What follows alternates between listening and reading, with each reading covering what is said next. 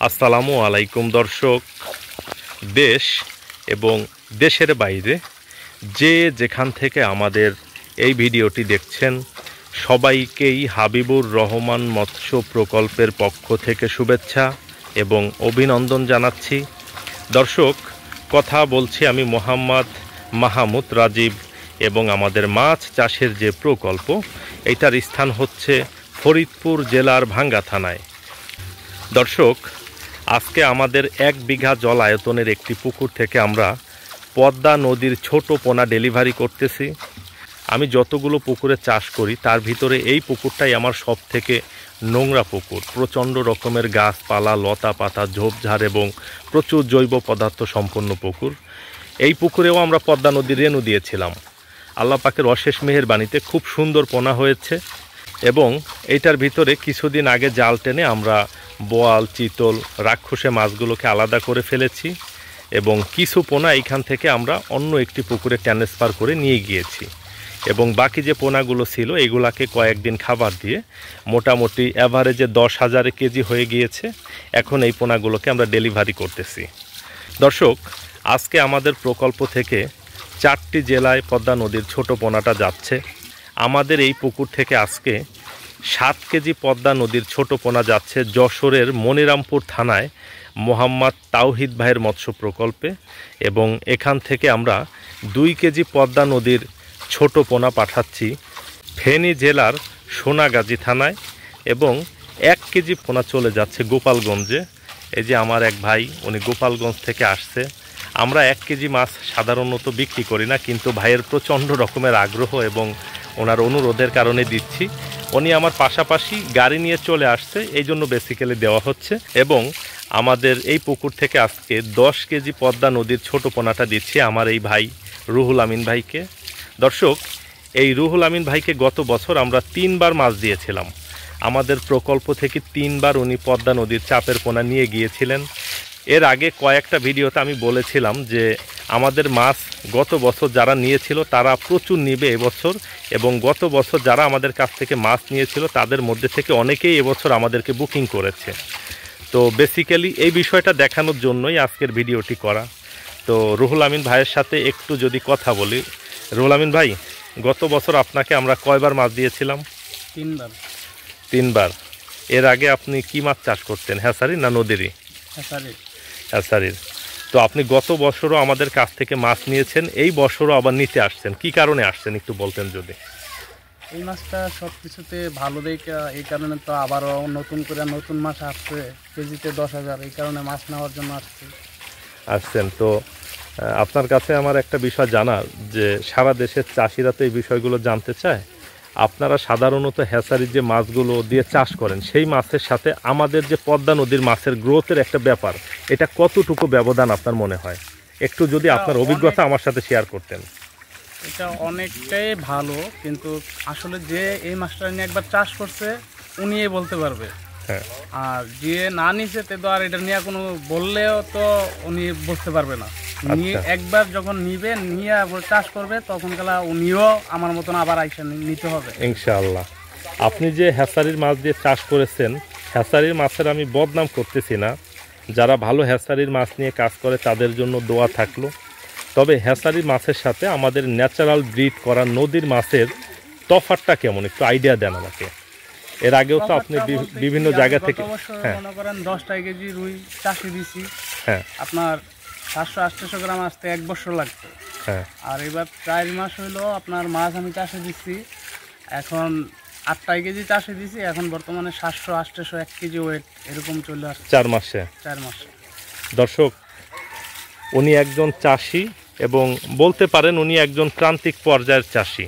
ওনার মোটামুটি অনেকগুলো জায়গাতে চাষ আছে, তবে এর আগে উনি তেলাপিয়া, পাঙাশ এই টাইপের মাছ চাষ করতেন এবং যশোর, ময়মনসিংহ বিভিন্ন জায়গা থেকে উনি হ্যাচারি থেকে মাছ সংগ্রহ করতেন। তো গত বছর উনি পরীক্ষামূলক একবার আমার কাছ থেকে মাছ নিয়েছিলেন।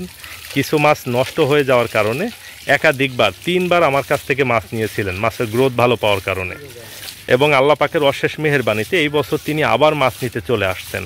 দর্শক, সবাই রুহুল আমিন ভাইয়ের জন্য এবং এই যে সম্রাট ভাই আসছে সম্রাট ভাইয়ের জন্য, এবং যাদেরকে আজকে মাছ পাঠাচ্ছি আমাদের ফেনী জেলার সোনাগাজী থানার শাহেদ ভাই, তারপরে আমাদের যশোরের তাওহিদ ভাই, ওনাদের জন্য সবাই আপনারা দোয়া করবেন। আল্লাহ পাক যেন ওনাদের মাছ চাষ ব্যবস্থাপনা আরও অনেক বেশি সম্প্রসারিত করেন। দর্শক, নদীর মাছ নিয়ে আপনারা কেন কাজ করবেন? এর আগে একাধিক ভিডিওতে নদীর মাছ নিয়ে কাজ করার কারণ সম্পর্কে আমি আলোচনা করেছি, তারপরেও আজকে আবার সংক্ষিপ্ত আকারে আমি আলোচনা করছি। দর্শক, নদীর মাছের বিষয়টা হচ্ছে এই মাছগুলো কিন্তু ন্যাচারালি ব্রিড হয়। এই মাছগুলো যখন সিজন শুরু হয় তখন পদ্মা নদীতে ডিম ছাড়ে এবং ডিম ছাড়ার পরে স্রোতে এই মাছগুলো ফার্টিলাইজ হয়। আমরা রেণুটা সংগ্রহ করে এনে তারপরে আমাদের এরকম ছোট ছোট পুকুরে ফেলে নার্সিং করি। দর্শক, ন্যাচারালি ব্রিড করা মাছের ভালো একটা বৈশিষ্ট্য হচ্ছে এরা ইনব্রিডিং মুক্ত হয়। এরা কখনোই ভাই বোনের সাথে বাচ্চা করবে না। নদীর মাছ হরমোনগতভাবে তারা একে অপরকে চিনতে পারে, এই জন্য ভাই বোনের সাথে তারা কখনোই বাচ্চা করে না। আর এই মাছের আরেকটা বিষয় আছে যে প্রচণ্ড রকমের এদের দ্রুত গ্রোথ হয়। এটার একটা কারণ হচ্ছে দেখুন, নদীতে 2 কেজি মাছেও বাচ্চা দিচ্ছে, আবার 10, 20, 30, 40, 50 কেজি মাছেও কিন্তু বাচ্চা ছাড়ে। তবে এইখান থেকে দর্শক বেছে বেছে যদি শুধুমাত্র মাথার মাছটা চাষ করা যায় তাহলেই কিন্তু দারুণ লেভেলের একটা গ্রোথ পাওয়া সম্ভব। এবং এর ভিতরে যে মাছগুলো ছোট আছে সেইগুলারও কিন্তু খুব সুন্দর গ্রোথ হবে, কারণ এগুলো সবই তো ন্যাচারালি ব্রিড করা মাছ। এগুলাকে তো আর ইনজেক্ট করে বাচ্চা নেওয়া হয় নাই, তাই না? দর্শক, নদীর মাছের সব থেকে ভালো বৈশিষ্ট্য হচ্ছে এটা খুব দ্রুত বড় হয় এবং এটা দেখতে অনেক সুন্দর, দারুণ সুন্দর লাগে। দেখুন, বর্তমান সময়ে উদ্ভাবিত অনেক জাতের মাছ আমরা বাজারে পাই। এই মাছগুলো মারা গেলে কিন্তু সাদা হয়ে যায় এবং মনে হয় যেন পচে গিয়েছে, দেখতে অনেকটা ফ্যাকাশে লাগে। কিন্তু আমাদের নদীর মাছের একটা বৈশিষ্ট্য কি, এটা মারা যাওয়ার পরেও দীর্ঘ সময় সুন্দর থাকে এবং কালারটা বেশ চকচকে থাকে, ফুল কাটা অনেক সময় লাল থাকে এবং এই মাছের রোগ প্রতিরোধ ক্ষমতা অনেক ভালো। কারণ হচ্ছে দেখুন, যারা সাধারণত হ্যাচারিতে মাছের বাচ্চা নিয়ে থাকেন, ডিম সংগ্রহ করেন হ্যাচারিতে, তারা কি কাজটা করেন, যেই দিন তাদের দরকার হয় মোটামুটি পরিপক্ক হলেই তারা ইনজেকশন দিয়ে দেয় এবং বাচ্চা নিয়ে নেয়। আর নদীর বিষয়টা কিন্তু ওই রকম না। নদীতে যেই দিন পরিপক্ক হবে এবং যেই দিন তার বাচ্চা ছাড়ার সময় হবে ঠিক সেই দিনই কিন্তু বাচ্চা ছাড়বেন। পরিপুষ্ট হওয়ার আগে কখনোই কিন্তু বাচ্চা নদীতে ছাড়বে না। এই জন্যই বেসিক্যালি নদীর মাছের রোগ প্রতিরোধ ক্ষমতা দারুণ লেভেলের ভালো হয়ে থাকে। নদীর মাছ যে কোনো হ্যাচারির মাছের তুলনায় দারুণ লেভেলের এদের রোগ প্রতিরোধ ক্ষমতা ভালো এবং এদের স্টেবিলিটি অনেক ভালো। দেখুন, এই স্টেবিলিটি বা টিকে থাকার ক্ষমতা যে ভালো বলি, কেন বলি একটু খেয়াল করেন তো দর্শক। এই পুকুরটা একটু দেখেন, প্রচুর রেন্ডি গাছ যেটাকে আমরা বলি এইগুলা ছিল। আমি এগুলাকে বলে বলে কিছু ডাল কাটিয়ে ফেলেছি এবং এটার চারোপাশে ঝোপঝাড়, লতা পাতা, ওই যে পাশেই দেখতে পাচ্ছেন বাঁশের ঝাড় আছে, প্রচুর পাতা পড়ে এবং পানিতেও কিছুটা হালকা হালকা দুর্গন্ধ আছে। এর ভিতরেই দেখুন পদ্মা নদীর রেণু, কত সুন্দর মাছ হয়েছে। এটার ভিতরে হ্যাচারি রেণু দিলে কিন্তু মাছ হতো না, নষ্ট হয়ে যেত। দর্শক, এখন আমি আপনাদেরকে কিছু মাছ ধরে দেখাচ্ছি। মনে হয় এটার ভিতরে কিছু মাছ দিত ভাই।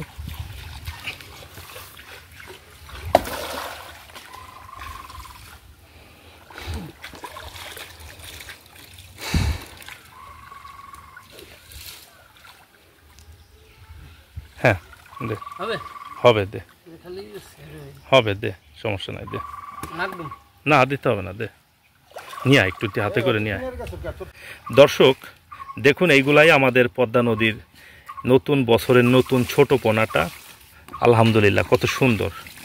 দেখুন, এটার ভিতরে রুই আছে, কাতলা আছে, মৃগেল আছে, অল্প পরিমাণে কিছু কালীবাউস আছে। এই পুকুরটাতে খুব একটা বেশি পরিমাণে কালীবাউস মাছ হয় নাই এবং খুব সিটসাট দুই একটা ঘুইন্না মাছ যেটা ওটা দেখা যাচ্ছে। আর অবাঞ্ছিত মাছ এই পুকুরটাতে হয়নি বললেই চলে। আলহামদুলিল্লাহ খুব ভালো মাছ হয়েছে, শুকুর আলহামদুলিল্লাহ। দর্শক দেখুন, একটু আমি আপনাদেরকে দেখাই। এটা দেখুন, এটা হচ্ছে পদ্মা নদীর রুই মাছ। দর্শক দেখুন, এই মাছটা এই 10,000 লাইনের মাছের ভিতরে কত বড় হয়ে গিয়েছে। এইটার কারণ হচ্ছে দর্শক, আমি কিছুক্ষণ আগেই আপনাদেরকে বলেছি যে নদীতে কিন্তু 2 কেজি মাছেও বাচ্চা ছাড়ে, আবার 20, 30, 40, 50 কেজি সাইজের মাছেও কিন্তু বাচ্চা ছাড়ে। দর্শক এইখানে একটা বিষয় হচ্ছে দেখুন, বড় মাছের বাচ্চাগুলো খুব দ্রুতই বড় হয়ে যায়। এই পোনাগুলোকে আপনারা নিয়ে চাপে রেখে যদি এইখান থেকে বেছে বেছে শুধু মাথার মাছটা চাষ করতে পারেন তাহলে দারুণ লেভেলের একটা গ্রোথ করা সম্ভব ইনশাআল্লাহ।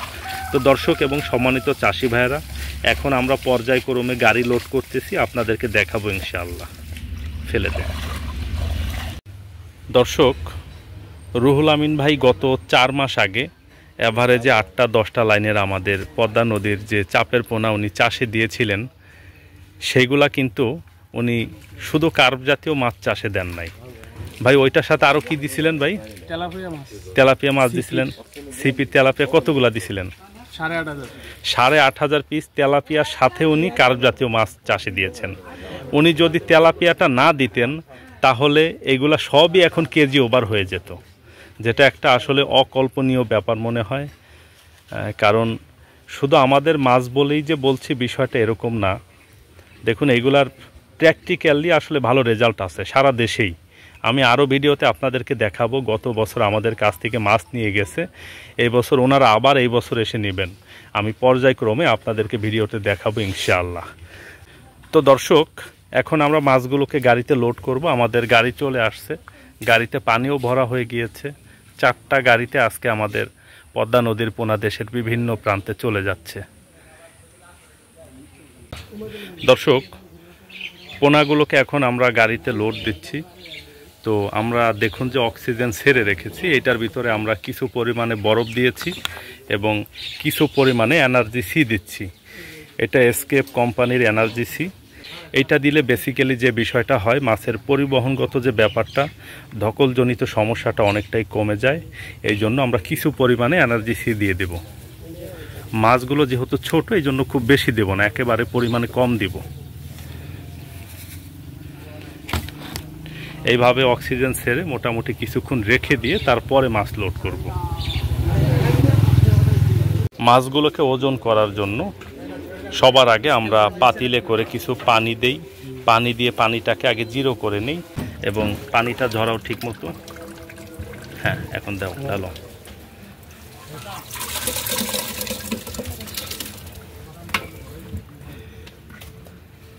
ধুয়ে দাও।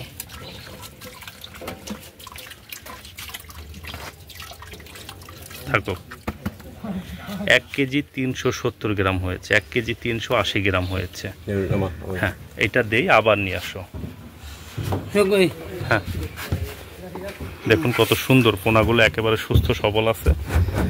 এবার টাঙ্কির ভিতরে ঢেলে দেওয়া হচ্ছে।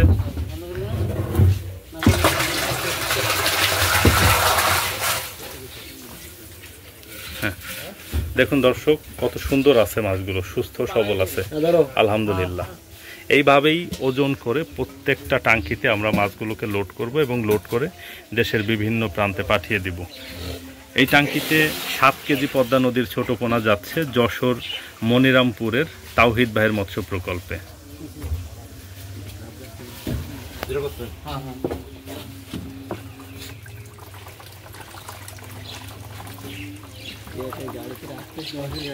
হ্যাঁ দাও।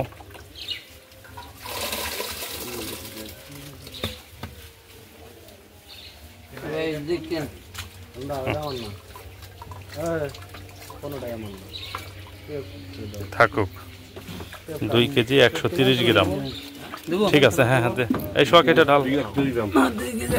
কথা কম, চালু কর।